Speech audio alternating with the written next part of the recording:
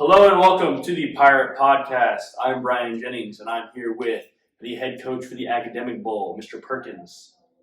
What's up? How are you doing today? Fantastic. How are you? I'm great. All right, so I want to start out with maybe explaining how the Academic Bowl works for people who don't understand it. So for Academic Bowl, basically what we do is it's kind of like Jeopardy, but as a team instead of competing individually. The categories are random, just like Jeopardy. Some of it's stuff you learn in school. Some of it's pop culture. Typically, they ask questions, kids ring in, and then we go from there. All right, so is this like a high school thing, or does it go like leading to the college scene too? It actually goes both ways. It goes up to the college. I haven't had any kids participate in college. I don't think it's super popular in college. It's kind of a niche sport in college. And then there are other schools that have middle school programs as well. We're just not there yet. All right, so like how would an academic bowl competition work?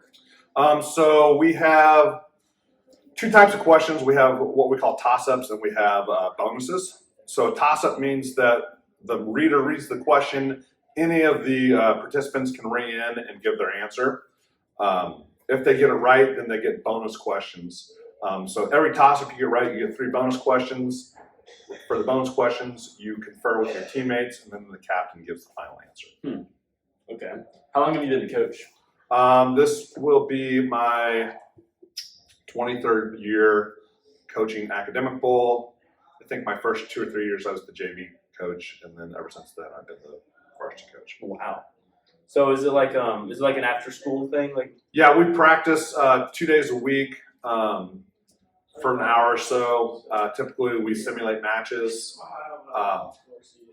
There's a lot of stuff that kids need to figure out to get better at the game. And what I've found is during practice times, kids don't really want to spend that time practicing. They'd rather spend that time answering questions and competing. So we expect our participants to do studying on their own time to get the knowledge base they need to be competitive. Okay. Is there like a big book full of like a baseline? Yes. I wouldn't say it's a big book. It's just a bunch of lists.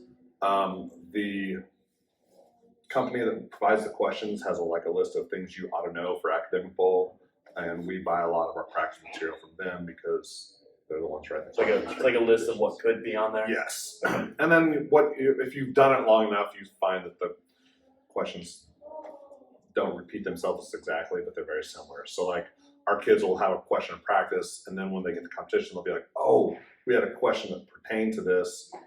It wasn't exactly worded the same thing, but we should have known it. And I'm like, yeah, you should have. But anyway. So did you do Academic Bowl in high school? I did not. I don't know why. Looking back, my friends did, and they just never invited me to the party.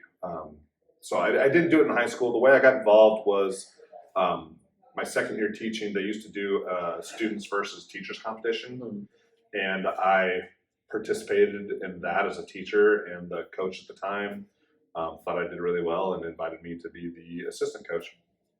All right. So how many people are explain to me what an Academic Bowl team looks like? So typically for most competitions, we have 4 players per team. Each player's got a buzzer. Usually our strongest player is our captain. They've got to be able to make decisions about whether the information they're getting from the teammates is good information or not, so they can provide a final answer. On the flip side of that, sometimes the kids that are the best have problems with that because they don't bother listening to other input, and that can be a downfall too. So it's really finding the kid that's got the right mix of knowledge and patience of listening to be a good captain. So is there like an A team, B team? Or is it one? We haven't had enough kids to have an A team and a B team in a long, long time.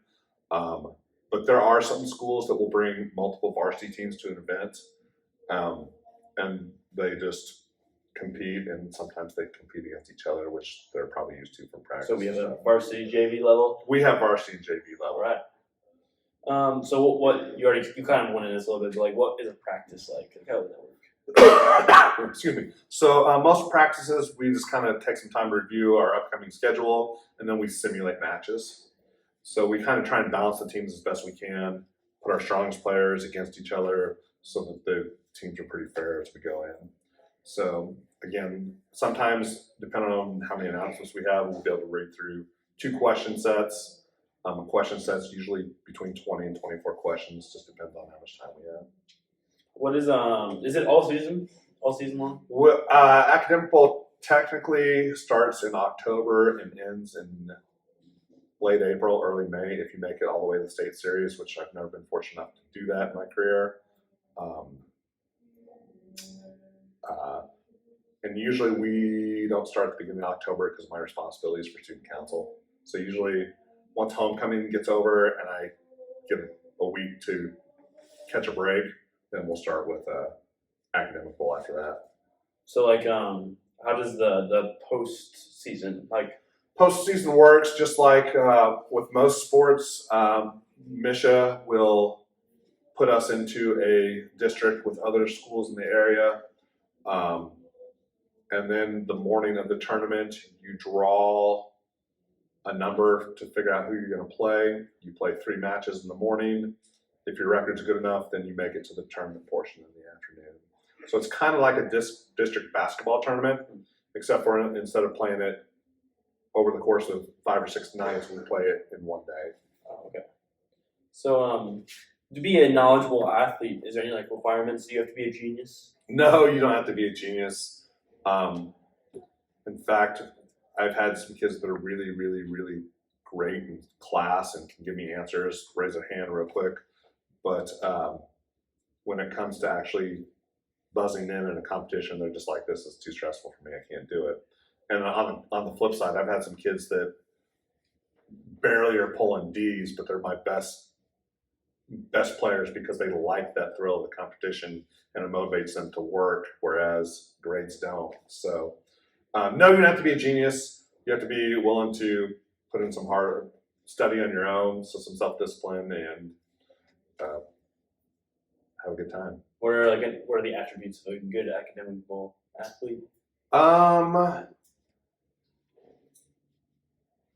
Again, self-motivation to work on your own. I've got a couple kids this year that are really doing a lot of outside practice, working on their own. One of them just came out as a senior, and he is really pushing real hard to study on his own, and I've seen it pay off. He's been getting questions in matches. So like typically the kids, for whatever reason that I get, are very strong in like the sciences and the math and social studies, hate literature. But a good chunk of questions come from literature, so that's one of the things we really have to work on to study is classical authors, characters, what books they wrote, stuff like this. So it's been really neat to see this kid come out this year and put in the time afterward or outside of practice to better himself and actually see that pay off in competitions. So like, how far do you think our team can go this next upcoming season? Unfortunately, like I've got a kid on the team right now that's probably one of the best players I've ever had. Super quick at math. Can I name drop? Is that okay? Yeah. Daniel Bungie is like, he does the math problems faster than I do, and he's been working outside of school too to study, or outside of practice to study too. So seeing his growth from even this time last year has been great. He's probably one of the best players I've ever coached in my career.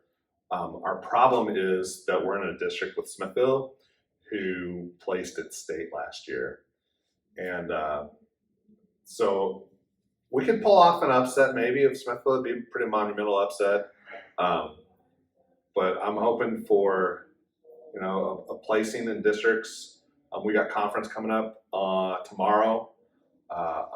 We got a decent shot of maybe winning the conference title this year, which has been a long time since we've done that. So we're pretty competitive this year. I can't complain. Yeah. Well, I wish you guys good luck, and I think that just about does it. Thank you. Sounds good. Thank you. Anytime. You have a good one.